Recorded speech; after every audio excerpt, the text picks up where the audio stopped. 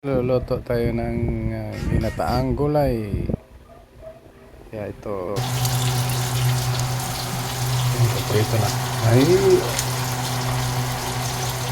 kalabasa, sitaw, talong, ayan, okra. So, ito na yung ginataan na may tambakol. Yan, so ito muna natin.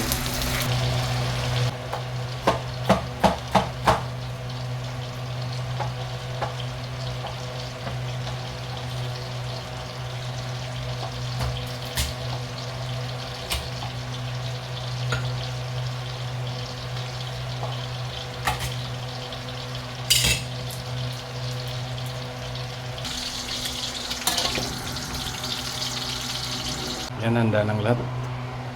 Yan, gigisa na tayo.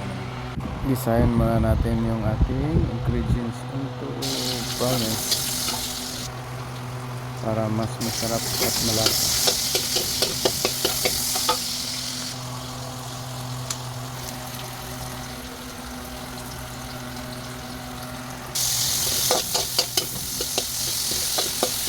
At sabay natin yung gata sa pagbiga. Kaya isasawag natin ito. Lagay natin yung ating gulay. O yan, sama-sama. Yung kalabasa, talong, sitaw at okra.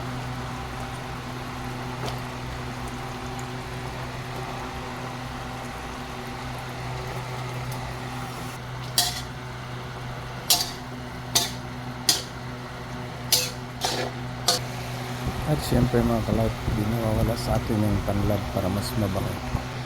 At highlights po sa atin yung saluyot. Lagyan natin sa ibabaw hanggang lumambot.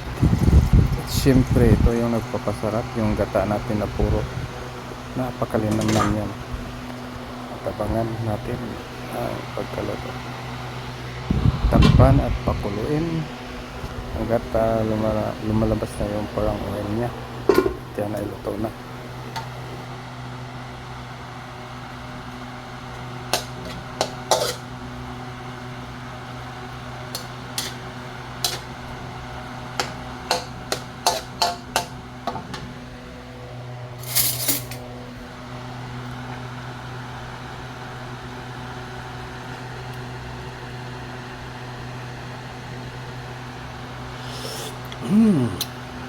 Sarap mga ka-life. Grabe. Yan. Kain na tayo. Wow. Ang sarap talaga. Grabe.